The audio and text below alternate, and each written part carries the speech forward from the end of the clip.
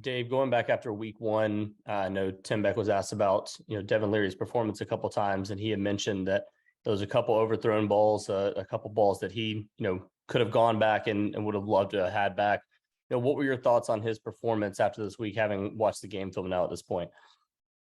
I think he did some good things. We had 4 drops that hurt him. I think the one to Demi would have been a touchdown on the screen. The one to Darrell would have been a first down, and those were routine drops. The other 2 were contact catches, with Anthony and Julian. And so some of those things make the performance different. You just see an incomplete. We see an opportunity that could have changed the game, in certain ways. But he's seeing the field, he's trying to kind of find chemistry with some new guys. And I think that's a work in progress still at times. We're going to get better and better as these young guys, as Anthony Smith and Julian and Darrell being a new player for us. The chemistry with Devin is still in the infant stages, I guess you'd say. You see the chemistry with him and Porter, with him and Thayer, with him and DC. So it just takes time, and I think overall, nobody's harder on himself than Devin. I told him after the game, there's games last year where veteran players made veteran plays to help you. And right now we're trying to make the same plays with guys that aren't veterans at times, and there's a plan for that, in my opinion, over time gets really good. When 2 guys that are explosive athletes start to play where the game slows down a little bit, it changes things for Devin. And so we just got to get there. We're through 25% of the regular season. And as you saw 2 weeks ago, Anthony Smith jumped over 2 people and made circus catches. And now we think he's going to do that every rep. And that's just not realistic yet, But we're excited about the progress and what's going on. I think you can see a year ago, no one knew what Demi could do. And now you're seeing a playmaker coming out of that, and we're just evolving right now. So, I just got to kind of be patient and know that it's coming. Thanks, Dave. JB. Hey, Coach, thanks for taking out the time. This is clearly a trap game coming up for you guys with UConn, and obviously with who comes after that. What's going to be what experiences are you going to lean on from the past to make sure your guys bring an A effort, not just for that game, but in practice every day this week? Well, I think the focus that our guys are really excited about is the individual improvement, and that's where we've been since the East Carolina game. I think that's an experience enough for these guys. I know where you're coming from. I think, everyone in sports can see those things. The good thing for us, there's been enough of these examples out there in college football this year to point to, where you don't have to just talk about it. I mean, it seems like every week somebody's losing a game like that, and we're going to try to get better. I think that's what really good programs do. It doesn't matter who you play, it's how you play. And this started back in the preseason. I mean, our worst enemy is us, not anyone else on our schedule. And we're going to be playing that exact same, verbiage to them throughout the week. And these guys understand they want to play well, and know they got to practice well to do that. Thank you. Jordan. Hey, Coach, Jordan Davis, Spectacular Magazine. Can you speak just a little bit about Demi's improvement? Like you said, a year ago, he was just on special teamer and only saw 6 games, but now in his first 3 games, he has over 400, all-purpose yards. And last game, 147 with 2 touchdowns and almost a 3rd touchdown. Can you just speak on what you've seen from him in the past year and this offseason coming into this year? He's a naturally gifted football player. He sees things. There's a vision that comes with this game that is hard to coach at times. And Drake Thomas has that vision on defense. He sees things, that are very hard to coach. Demi sees things as a football player. He's tough. He's very, very competitive. And he's gifted, he was blessed with ability. And so we just got to grow him up. He's still learning. He's still making mistakes, but he competes really hard and he's gifted, and he'll continue to get better.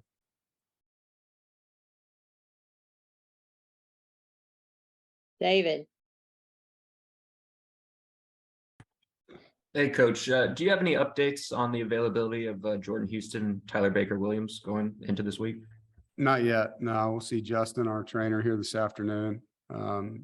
So I don't want to speculate until I have the most up-to-date info, but we'll have it for you on Thursday. James? Yeah, Dave, I know you're getting asked a lot about the offense, but it looked like in this game, you guys really schemed up a lot of opportunities for scoring plays. Is that a positive you can lean on? Just kind of like we finish those out. Maybe there's a completely different outlook on this unit. Yeah, it's like I said. I mean, we would have had 41 points with 2 plays that did score. They just didn't count. I mean, Demi's play should have been a touchdown if he crosses the goal line like he's supposed to with the ball. And Devin's play did score. Anthony's downfield on a pass play, which doesn't make sense to him or us right now. I mean, if we're 41-17, are you guys asking about the offense? I don't know. So, just those 2 plays alone changes the outcome of that game from the outside looking in. But, when within the game, there's a lot of plays we left on the field, man. I mean, there's little things that are, hey, we didn't do this. We could show you 8 clips in practice where we did it a certain way. And then on game day, it didn't happen that way. And that's youth, the Anthony and Julian are part of some of those plays. Demi obviously on some of that. So just there's a bigger outside concern than there is an inside concern, I would say. And I wanted to ask you about CJ Clark, obviously 2 sacks in this game, just him coming back from injury, where you're seeing him at right now.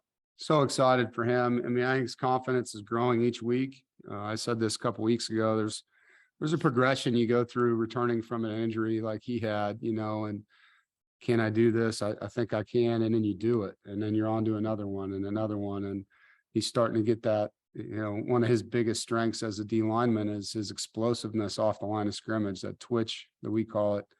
And you're starting to see that again. And he's very strong. He's running through contact. His first sack, he split a double team, so I'm happy for him and happy for us because we need that. Like I've said many times, we lost Daniel Joseph and Levi Jones, our best 2 pass rushers. So seeing him and Travali pick up that, helps. We need that pass rush from our front.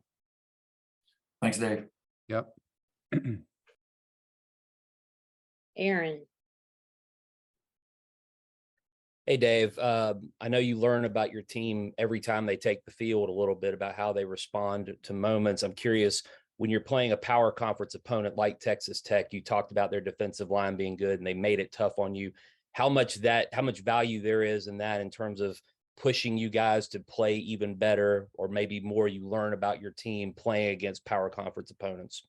Yeah, I think it does. It enlightens us as coaches. Like, hey, this game, we really got to see this guy step up and play well. And as you know, Clemson and Florida State's D lines are very, very impressive, right? So a game like that was really good from a measuring standpoint of where we need to improve, what we're doing well, what we got to do better. Put our tight ends in some matchups on big guys on the edges too. So we were able to evaluate them and see where they're better and where they need help. Yeah, I think it's huge. The higher that level of competition is, you also get to see the nerve factor. I think that was the first night game for some of these kids playing for us. It was an electric environment, and I think Tanner Engel played the best he's played all year. So that environment made him better, Other guys, you could tell that it was a little bit much for them. Next time they're in it, it'll be better, and so it's great to have that because as we know, we're going to be playing in that environment as we move forward almost every week. Thanks, Dave. Yeah, you bet. Tim? Hey, Coach, how you doing? Good. Couple of old guys on here remember Freddie Autry-Lindsay as a player at NC Yeah. State. Can you talk a little bit about his contributions and progression as a coach now with your team on your defense and how he's helped some of those guys play as well as they've been playing this year? Yeah. Freddie's been awesome to have here on the staff. He had 2 interceptions for a touchdown against UConn back as a player. So I know he told that story to the team during training camp when he spoke about one of our core values, which is focus for this week. And, I think Freddie, one, is an alum, so he's coaching in a different, heartbeat, I guess you'd say. His blood's in the bricks here. And it's cool to see him, mentor these guys. Him and Coach Ruffin work with my freshmen every week, the developmental guys, we call it, and kind of a skills workshop and helping them through that first semester of college. It's the hardest semester, in my opinion, transitionally. And so Freddie's a really good mentor, to these guys. As far as his position group, I think the performance speaks for itself, the way that Tyler Baker Williams has been playing. Freddie gets a lot of credit for helping him, and you see him out there with Jalen Frazier, you see him out there with Devin Boykin, and he's doing a lot of good things with his guys, and so he's been a great addition to the staff, and it's not just football, in the state and recruiting. He's got a lot of good connections. He's very personable with the high school coaches and takes a lot of pride in being from this university. Thanks, Coach. You're welcome. Rob, Yeah, I was wondering, could you just speak to Peyton Wilson? Obviously, he's going to give you a lift with his skill, but when he's on the field, just sort of the bounce it gives your team. Yeah, wasn't it awesome to see him out there? I know it made us all feel good for him as a person, and he was so happy, thankful, and again, a guy that's going through, the things you go through coming back from injuries. He played well. He can play better, but he led us in tackles his first full game back, and the one play, I can't remember exactly when it was in the game, but where you got to see him take off and run a guy down and tackle him on the sideline, like, he can cover ground. That guy's a tremendous athlete. So it's just putting another, elite competitor that's very gifted back on the field. And those guys love playing together, man. It was great seeing him and Isaiah and Drake in the same lineup for an entire game. Chip, Yeah, Coach, you talked about the chemistry with the passing game. Just in going back and looking at and analyzing things, are you pleased with the separation of the receivers, the routes being run correctly, all the other things that go into everything clicking in the passing game? Sometimes yes, sometimes no. I think there's always route depth conversations that we have. Sometimes, the receivers are getting good separation and we're overthrowing them. Sometimes they're not, and they're in contact catch situations. So, I think it's a work in progress. Like I said, I know those kids are working hard at it. It's a good group of guys. I think, as we continue to rep them and as Devin gets more and more comfortable with the different guys that are in the game, the production will go up. And again, I think you got to give Texas Tech a little credit. That's a good defense. They played Dana Holgerson's offense the week prior and played him very well. So same defensive kids that beat Mississippi State in the bowl game. So I think you got to give them some credit in that. Corey, Dave, I know you spoke earlier about the fact that you don't have an update for Tyler Baker Williams or for some other players at this time, but where do things stand with Shaheem Battle? I know he wasn't able to go out there on Saturday. Yeah, he's a lot better than he was. He went through warm-ups and just said he didn't feel 100%. And, well, at that point, we didn't play him. So, I think he's very close. Week prior was similar with Peyton, and we're just in the beginning of the season and just don't want something to be a lingering injury if we can prevent that, and with the depth we have at corner, the way that we felt about Aiden and Derek Pitts and Tayshawn, just didn't feel like it was a necessary risk. So we're hopeful we'll have him the rest of the season. But again, we got to get to Saturday before I tell you 100%. But he will practice. Like, he's in a good spot that way. Just got to get him through the contact part of it. As a follow-up to that, how good is it to have a player like Aiden White behind him that's, able to go out there and have the type of game that he did? Yeah, we list those guys as oars for a reason. We look at Aiden as a starter. I don't think there's much difference right now. And you watch, they're different. Shouldn't say that. Each of them have different skills that they're better at. I think Derek probably had his best game against Texas Tech too. He tackled really well. He had a great pass breakup on a deep ball. So we look at those guys all as equals when it comes to, the rotation they're going to be in.